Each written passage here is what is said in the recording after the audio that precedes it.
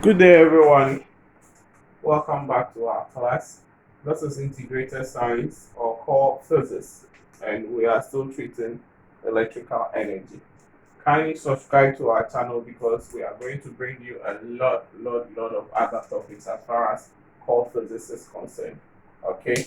Now, in our previous video, which we were talking about electrical energy, I think this is how far we got with electrical energy. We talked about a lot of things. These are some of the key aspects that I would like you to look at as far as what we discussed earlier on is concerned. We talked about resistors, and we said resistors allow or oppose the flow of current in electrical systems. And when you connect two resistors in series, then the total resistance R of T becomes equal to R1 plus R2. The unit for resistance is the ohms, which has the symbol. If the resistors are in parallel, then the total resistance RT becomes R1 R2 all over R1 plus R2. Then we talked about Ohm's law, which we stated that V is directly proportional to I, where V is the potential difference, directly proportional to the current. R is the resistance, potential difference, the SI unit is the volt, which is also V.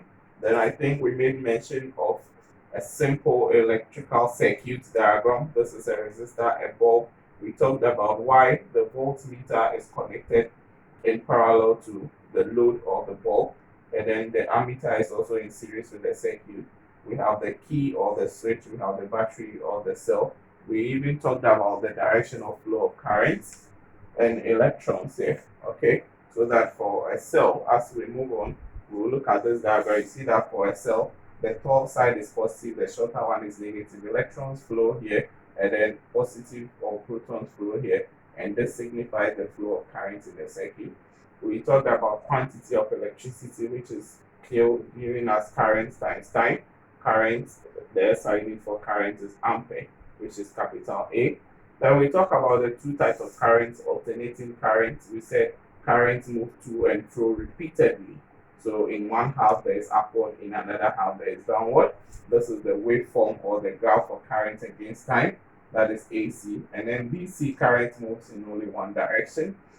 Then we discuss electrical energy, which is the voltage multiplying the quantity of charge. Quantity of charge is I times T, so you bring it into the equation. This is what you are getting. And from Ohm's law, here you can make a lot of substitutions in the equation to get all these equations for electrical energy. Then electrical power is work done over time, and work done is energy. So energy over time, and here you are getting all these equations. So all equations for electrical power divided by time is going to give electrical energy, divided by time is going to give you electrical power. Now the next thing that we want to do is to solve a lot of questions or a few questions as far as electrical energy is concerned. Then we'll move on to something else. Stay tuned. Don't move away from us. Okay, so we have a few questions on the board here. First question, we have a 6-volt power pack sends a current of 2 ampere through a resistor. What is the resistance? Now, the first thing that you have to do is to write the information that has been given to you. So, first, you have been given voltage. So, you have V is equal to 6 volts. You have I is equal to 2 ampere. The question is asking you to calculate the resistance, which is not known. So, here it means you need to look for a relationship between V, I, and R. So, from Ohm's law, we know that V is equal to IR. Therefore, I is equal to V all over what I. So you are going to have 6 all over 2. This will give us 3. And the unit is ohms this way. So the first question, very simple. You are getting 3 what? Ohms. Good. Now the second question, we have a resistor. So R is equal to 10 ohms. And then we have current I to be equal to 2 ampere. What is the potential difference? So the potential difference PD is equal to V, which is equal to IR. So you have 2 times what? 10, which is 20, and the unit is volts. So you get 20 volts. Good. Now the next question, we have a 6-volt touch battery delivers a current of 0.5 ampere. So in our solution, V is equal to 6 volts, then current is equal to 0.5 ampere in 1 hour. So time is 1 hour. How much electrical power does it provide? So we want how much electrical energy? Sorry, we want electrical energy, which we don't know. Okay, so the electrical energy is equal to I V multiplying what? T. So based on what has been given, this is the equation that we have to use. Okay, now from here we know our I, we know our V, but the T, the time here is in hours, so we have to change it to seconds, which is 60 minutes multiplying 60. So you get 3,600 seconds. So it implies that this becomes 0.5 multiplying 6 multiplying 3,600.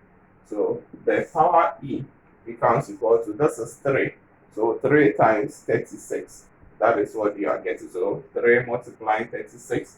That is what is going to give you the value for the power, which is going to be 10,800. Okay, so you get this value for the energy, which is in joules. Okay, so this is what you are going to get for the electrical energy. Okay, good. Now the next question: if an electric kettle has power rating of 2,000 watts, so you have power P to be equal to 2,000 watts and operating at a voltage drain to be equal to 240 volts. This is the question that we have. The first one is find the current. So A, you want the current, and then B, you want the resistance. Let us quickly come in do. Let's solve this question here. So now we want a relation between P, V, and then I. So we know that P is equal to I multiplying V, right? So if we want I, then I can be equal to P all over what? V here. So once the power has been given in the question as 2,000 and then the voltage has been given as 240 volts, then you can use this to solve for that. Okay, so this is going to give you 8.3 ampere. Now the next question, we know that V is equal to I R, right? So if you want R, then R is equal to V all over I. So you are going to get V is 240 and I is 8.3. So this is going to be giving you 28.9 ohms. Kindly try and solve this on your own in the house and then see whether you are also going to arrive at the answers that we are getting. Let's solve another question and see.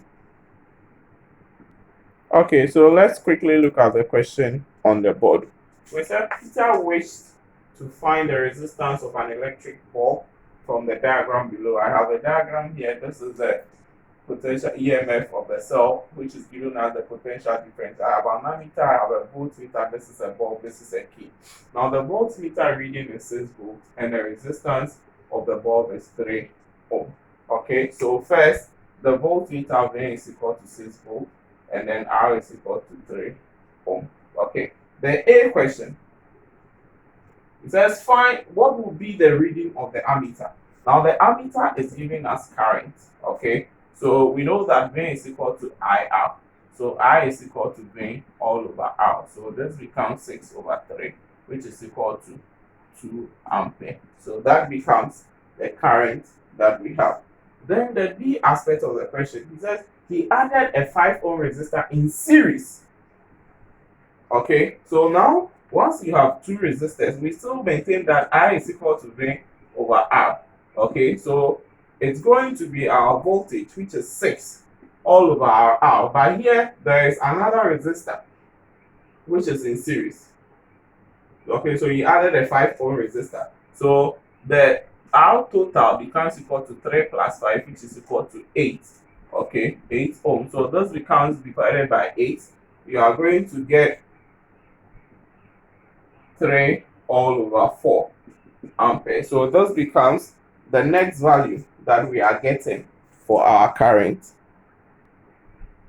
It can be rewritten as 0.75 ampere. That is what we have. Then the C aspect of the question. They said that if the resistors are now in parallel, so you know that RT becomes equal to R1, R2 all over R1 plus R2. So this is going to be equal to, I have 3 times 5 all over 3 plus 5. So this is going to give us 15 all over 8. That is our T. So it implies that our current I is going to be 6 divided by 15 over 8. So it is 6 times 8 over 15. This is what you are going to get as far as the current is concerned. Let's use our calculator and see what it's going to give to us. So 6 times 8 divided by 15. So that is giving us 3.2 ampere. 3.2 ampere. Okay, so let's do another two, just one question. Let's just solve one more question and then we move away from here. Okay, so our last trial question on this, calculate the current in the circuit below. Now, if you look at the circuit in our solution, you know that let's write what has been given to us. So we have V to be equal to 3 volts. Then we have resistors. These resistors are connected in parallel. So we can say that the total is going to be equal to 2 times 4 all over 2 plus 4. This is 8 all over what? 6. Okay, so this is the same as 4 over 3 ohms R of T. But from Ohm's law, V is equal to IR. So I is equal to V all over R. So you're going to have V, which is 3, divided by or multiplying. So multiplying 3 all over 4. So you have 9 over 4, which is 2.5 ampere. This is what you're getting as far as your current is concerned. Let us move on from here to a different thing. Okay, so please let's make a correction here. 9 over 4, you get 2.25 rather, not 2.5, 2.25 rather. Yes, 2.25 rather. Okay, the next thing that I would like to talk about is a transformer. Now, a transformer is a device with 2 separate coils of wire, which is wound around an iron core in which AC is passed through a primary coil to also as to induce an AC in a secondary coil. And this is the electrical symbol for a conductor. Now, why do we need a transformer? Electrical symbol for a transformer, please. Why do you need a transformer? Now, you realize that we have electrical energy that is coming from our turbines. Let's use Akosombo as an example.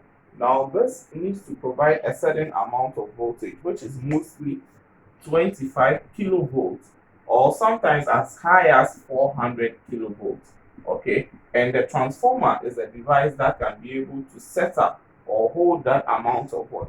Power, okay, or voltage. So the transformer is needed, one, so that it can be able to set up a voltage at power stations up to this point. And then also in our homes, you realize that we need basically 240 volts to transfer to our houses. So the transformer is also responsible to step down the voltage to 240 volts so that we can be able to use in our houses. Okay, now based on the functions of the transformer, we have 2 types of the transformer. We have the step-up transformer. Now, step-up transformer is simply a transformer that increases the voltage. So if the voltage is, let's say, 240 and it increases to 250 or whichever value, then it is stepping up the voltage. So we call it a step-up transformer. Okay, then we have what we call a step-down transformer, which is also reducing. So if you have 240 volts reducing to, let's say, 120 volts, then it is stepping down the transformer. Okay, so based on this, the equation that we can write here is that the voltage in the secondary over the voltage in the primary is equal to the number of turns. Okay, as you can see, this is representing the number of turns. Okay, so this is the number of turns in the primary, and the other side is the number of turns or poles that you have in the secondary. Okay, so the number of turns in the secondary all over the number of turns in the primary. Okay, then you can also write an equation for the current for the secondary over the current for the primary in relation to the number of turns, meaning that from here you can even compare the current and then the voltage for both the primary and then the secondary turns. Okay, so based on these equations, let us try and solve a very simple question as far as transformers is concerned. So in our next question, we have draw and label the diagram of a step-up transformer. a step-up transformer. Okay, now briefly, I have a diagram here to illustrate the step-up transformer. Now, a step-up transformer meaning that we want a higher output at the end, and this is the AC input, and this is now remember the number of turns, okay, at each of the side will indicate or represent whether it is a step up or a step down. So for a step up, the output will have a higher number of turns than the input. So if you see the turns of the wire is 1, 2, and then 3, but the output has a lot of turns, meaning that it is stepping up the voltage. So whatever is coming here, assuming you have 5 volts coming here, then probably you are going to have more than 5, maybe 10 volts or above that. Okay, so this is the AC input, this is the AC output, this is the primary winding, this one. So I'm just going to label it. These are my secondary windings here, and then this is what we call the soft iron core. This rectangular structure here, this is what we call the soft iron core. So this is just a brief diagram of a step-up transformer. So if you are asked for a step down, then this side will just come here, and then this side will come here, so that the number of turns here will be more as compared to the number of turns over this thing. Okay, good. Now the next question that I want us to look at is a step-down transformer is needed to turn a 230 volt AC main voltage to 9 volt electronic organizer. If the primary coil has 920 turns, how many turns are needed in the secondary coil? This is what we have as the question. So here, the voltage in the primary is equal to 230 volts, and then the voltage in the secondary is equal to 9 volts. That is what the question has given to us. Okay, so we can say that, or say a step down transformer is needed to turn a 230 volt AC mains voltage to 9 volt electronic organizer. Now, if the primary coil has 920 turns, okay, so N of P is equal to 920.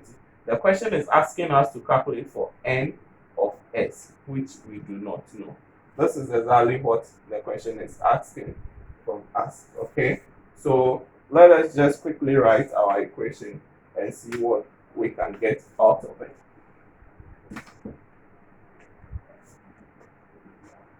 Good. So from our equation, we know that V of S over V of P is equal to, we have N of S all over N of what?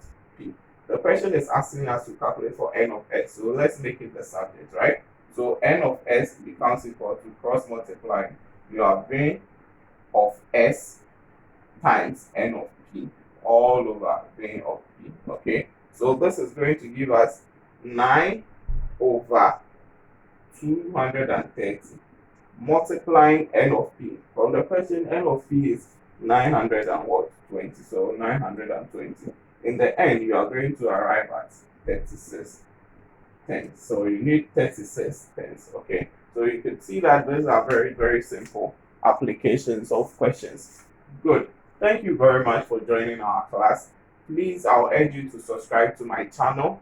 Subscribe to this channel so that you can always get a lot more as far as physics or core physics is concerned. Okay, if you have any question or anything that you want us to solve for you, just post it at the comment aspect, and I am going to get back to you with solutions to it. Thank you very much. Thank you so much.